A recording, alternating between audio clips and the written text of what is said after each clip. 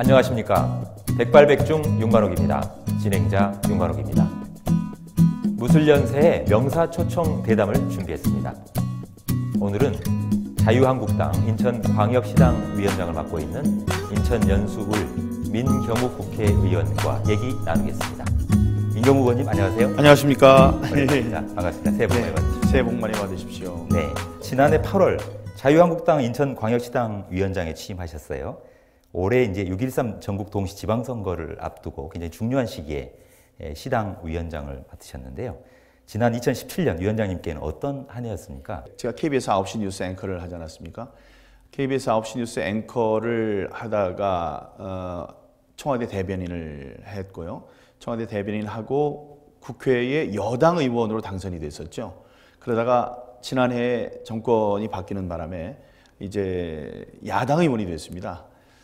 돌이켜보면은 그거는 저만의 생각이었는데 이 정치 지형을 봐도 대통령 탄핵과 선거 또 당내 선거도 여럿 있었고 정말로 파란만장했던 한 해였다 이렇게 얘기할 수 있을 것 같습니다. 그렇군요. 네.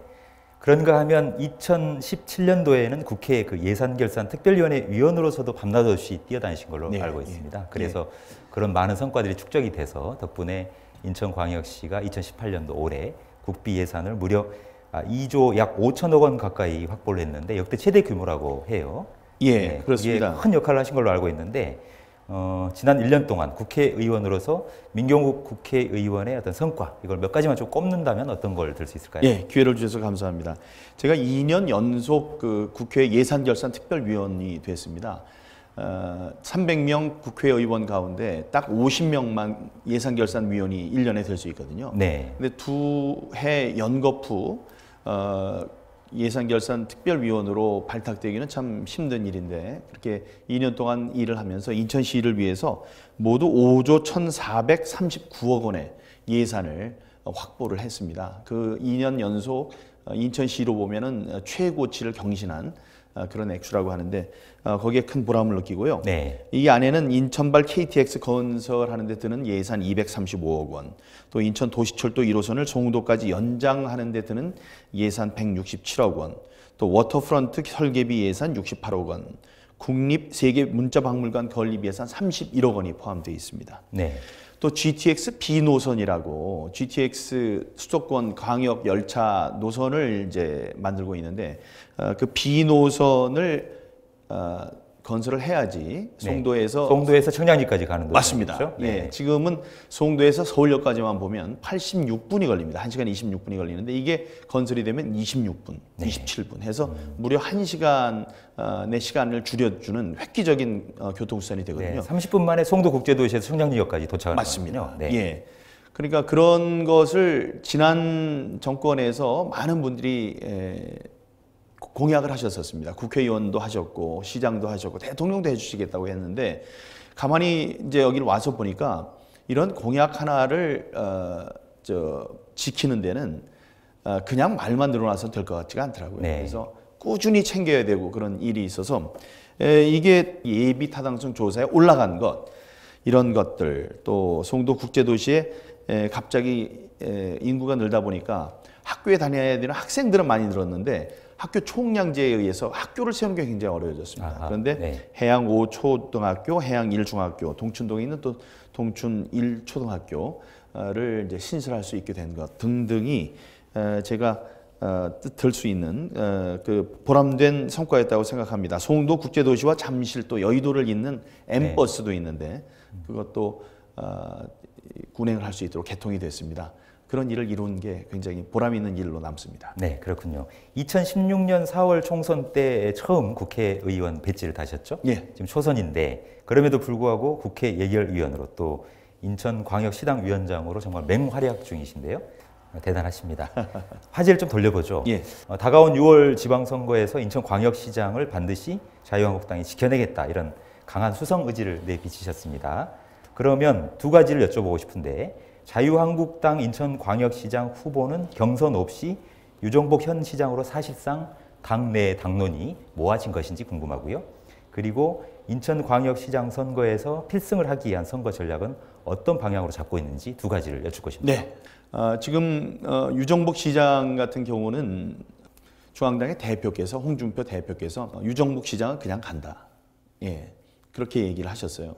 그 중앙당에서 결정해야 되는 건데 중앙당에 물론 공천심사위원회, 공천관리위원회가 생기겠지만 대표께서 그렇게 말씀하셨으니 그대로 간다고 봐야 되겠죠. 그러면 유정복 시장이 이제 되셨는데 어떤 전략으로 승리를 할 것이냐. 유정복 시장의 승리는 굉장히 중요합니다.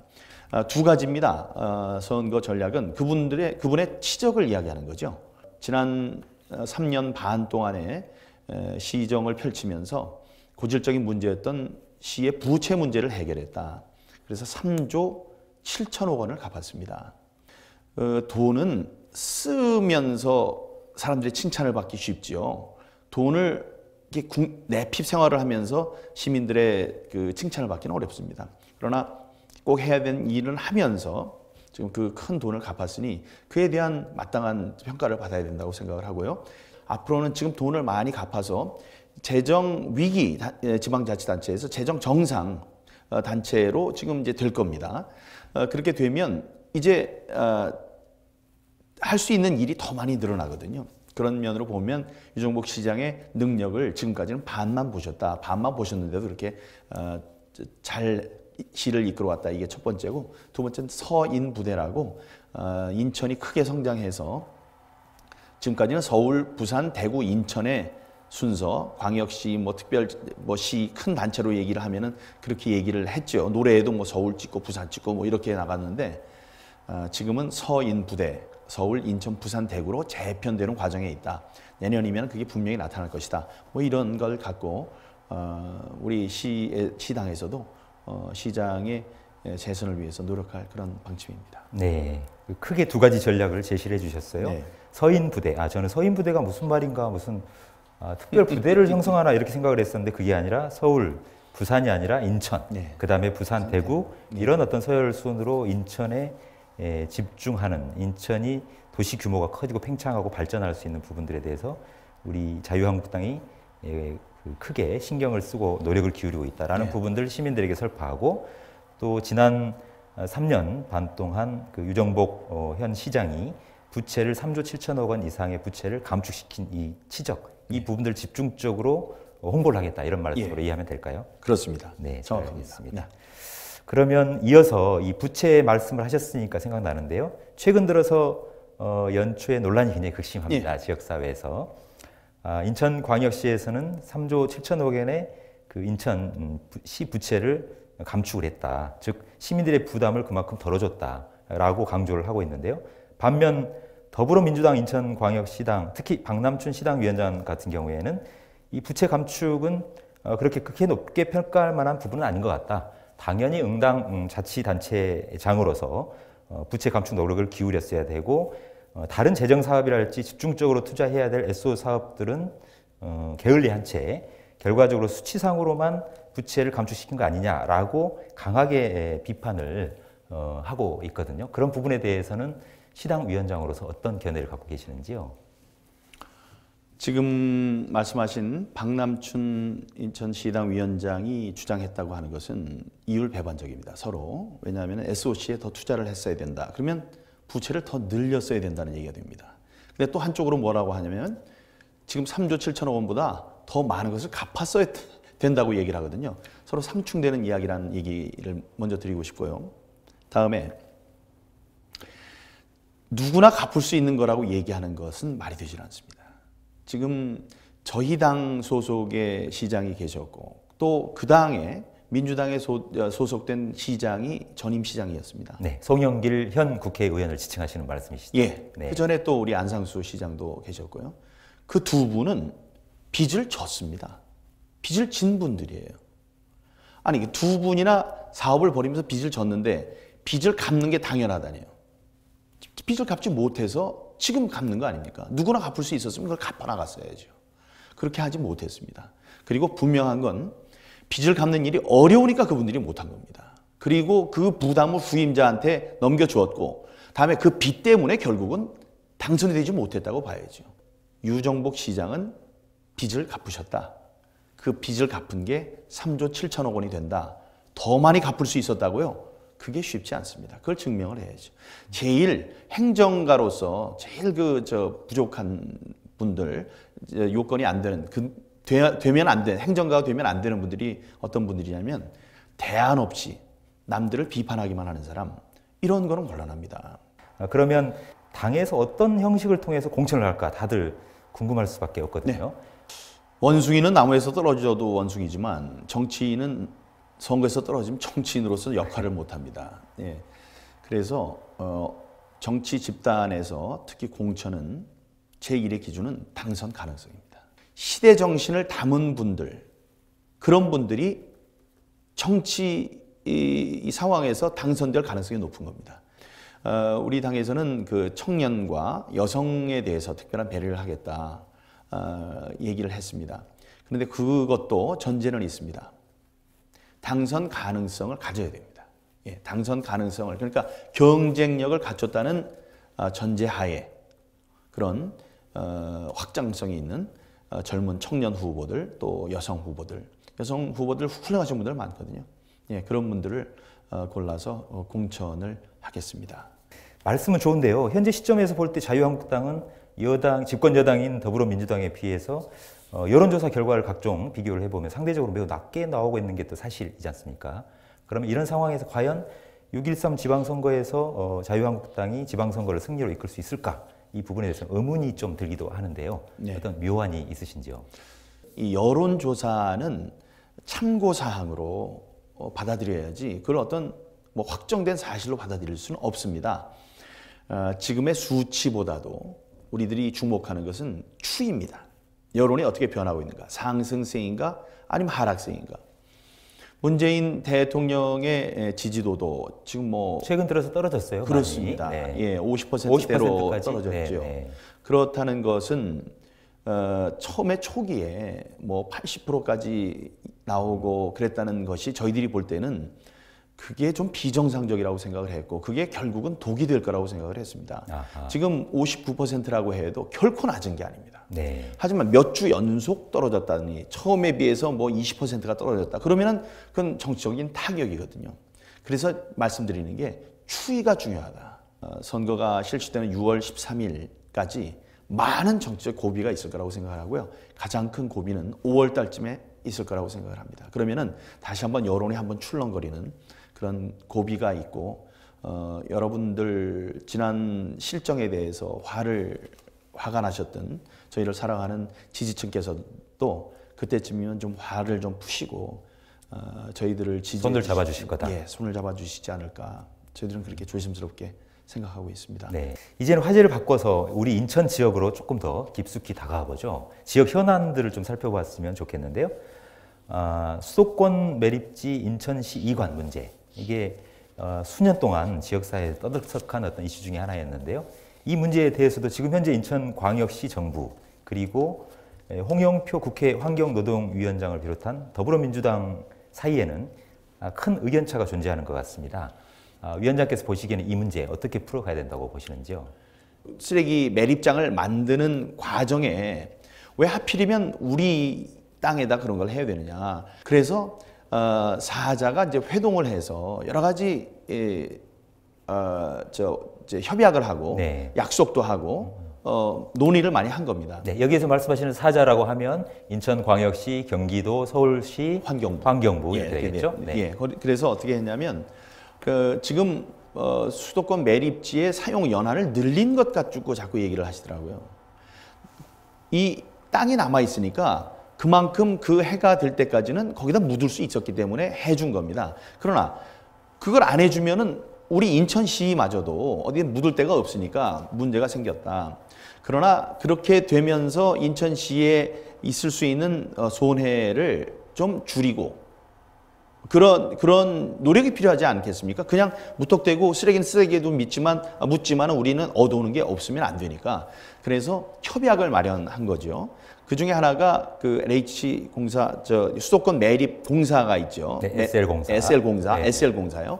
SL공사를 인천시로 이관해라. 네, 지방공사화 하라는 말이죠. 예. 예, 그렇죠. 차후에 기회가 된다면 홍영표 국회 환경노동위원장의 입장도 한번 들어보도록 하겠습니다. 네. 우리 지역 현안에 대해서 좀 묶음으로 한꺼번에 좀 여쭙죠. 세 가지인데, 첫째, 송도 국제도시에 있던 해양경찰청이 지난 박근혜 정부 때 해체됐어요. 그래서 최근 들어서 다시 부활했습니다. 하지만 아직까지는 해경본청이 세종시에 있고 송도 국제도시로 환원되지는 않고 있어요. 여기에 대해서 인천 시민들은 도대체 언제 오는 거지? 곧 올 걸로 알고 있었는데 해경의 인천 환원 언제 오는지 궁금합니다. 그리고 두 번째는 민 의원님께서도 역점적으로 추진해 오신 걸로 알고 있습니다만 송도 워터프론트 사업이 있는데 이 사업의 필요성은 무엇이고 또 어떻게 진행되고 있는지도 사실 궁금하고요. 마지막으로 한 가지는 인천에 조금 전 우리 자유한국당의 시당의 올해 신년 목표도 서인 부대를 만들자, 또 그걸 대대적으로 시민들이 홍보하겠다라고 했는데요. 그러니까 서울에 이어서 2대 어떤 거대 도시로서의 인천의 위상을 찾자라는 말씀이신데 지금 인천에는 4개의 국세 관서가 있습니다만 정작 지방청은 없어서 수원에 있는 그 중부지방국세청을 이용해야 하고 또 서비스를 받는 상황이거든요. 그래서 인천지방국세청에 대한 필요성에 대해서 국세청 내부에서도 검토가 적극적으로 이루어졌던 걸로 알고 있는데 오히려 기재부에서 거기에 관련된 신설 예산이 반영이 되지 않았거나라는 어떤 얘기들이 들리고 있거든요. 그 3가지 지역 현안에 대해서는 어떤 의견을 갖고 계신지, 알고 계신지 궁금합니다. 중앙행정기관이 이동하는 데는 중앙행정고시를 통해서 되는 건데요. 오늘부터 시행되는 개정된 행정도시법이 있는데 그 행정도시법에 따라서 중앙행정기관의 이전 고시가 곧 날 것으로 보기 때문에요. 인천 해경의 인천 송도 이전도 복원도 반드시 실행이 될 겁니다. 올 상반기 중에는 올 수 있을까요? 그러면? 예, 해경 환원이 그 시기는 이제 고시가 돼야 되니까 곧 고시가 되니까요. 그걸 보면 알 수 있을 거고 송도 이제 워터프론트 사업이 있는데 워터프론트 사업은 송도를 위한 게 아니고 인천을 위한 천년가는 먹거리라고 보시면 됩니다.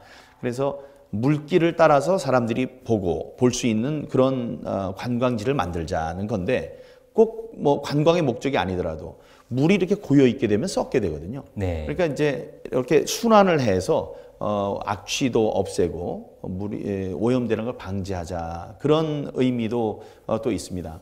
세금과 관련된 부서가 너무 가까이 있으면 문제가 되는 건 아닌가 뭐 이런 생각을 좀 하긴 했습니다. 그래서 좀 신중히 접근을 해야 되겠구나. 좋아하시는지 뭐 어떤 장점이 있고 단점이 있는지를 좀 생각을 해야 되겠구나 이런 생각을 했습니다. 하지만 저는 그에 앞서서 지금 남동구에 있는 그 세무서가 하나 있는데요. 그 세무서가 지금 포화 상태에 이르렀습니다. 그래서 그 연수구에 연수 세무서를 신설하는 문제 이거는 지금 아주 적극적으로 제가 추진을 하고 있고 지난해에도 상정이 됐습니다만 잘 되질 않았습니다. 그래서 이번 해에 그 필요성과 다급성, 시급성에 대해서 정부를 설득해서 연수구의 그 세무서 우리 유치해 오는 것 그거는 적극적으로 추진할 그런 예정이 있습니다. 끝으로 인천일보 TV 올 1월 2일 날 개국했거든요. 인천일보 TV 시청자 그리고 300만 인천 시민 여러분께 당부 또는 덕담 아니면 못담 말씀 있으시다라면 편안하게 해주시죠. 감사합니다. 제가 평소에 존경하고 또 인천 지역에서 존경을 받는 윤관옥 우리 국장님 모시고 제가 대담을 이렇게 할 수 있게 돼서 정말 영광입니다. 인천일보의 TV가 이제 생겼습니다. TV 그 방송국이 이쪽에 모자라서 여러 가지 그 애로가 많았는데 앞으로 정론직필 위해서 애써 주실 것을 믿고 있습니다. 우리 언론기관이 잘 되기 위해서는 여러분들, 시청자 여러분, 또 독자 여러분들의 성원이 있어야 되고 또 반응이 있어야 됩니다. 열심히 많이 봐주시고 잘하면 잘하는 대로, 못하면 못하는 대로 칭찬과 질책도 좀 해주셔야지 발전할 수 있지 않을까 생각합니다. 인천 시민 여러분, 사랑하고 존경하는 우리 인천 시민 여러분, 이제는 서인 부대 시대가 왔습니다. 서인 부대, 서울, 인천, 부산, 대구입니다. 옛날에는 서울, 부산, 대구, 인천이라고 했는데 대구는 옛날에 따라잡았고요. 부산도 이제 곧 잡으면 잡을 수 있는 거리에 있습니다. 서인 부대로서 면적으로 보나 또 우리의 인구로 보나 생산성으로 보나 뭐 여러 군데에 있어서 우리 한반도 우리 한국의 제2도시에 살고 있다는 자부심을 항상 잃지 마시기 바랍니다. 새해 복 많이 받으십시오. 감사합니다. 네, 바쁘신 중에도 불구하고 무술년 새해에 맞아서 인천일보 TV 개국 특집 그 명사 초청 대담 프로그램에 참여해 주시고 와주셔서 진심으로 감사드립니다. 예, 불러주셔서 영광이었습니다. 네, 감사합니다. 예. 명사 초청 신년 대담, 지금까지 자유한국당 인천광역시당 위원장을 맡고 있는 인천 연수울 민경욱 국회의원이었습니다. 저는 다음 시간에 다시 찾아뵙겠습니다.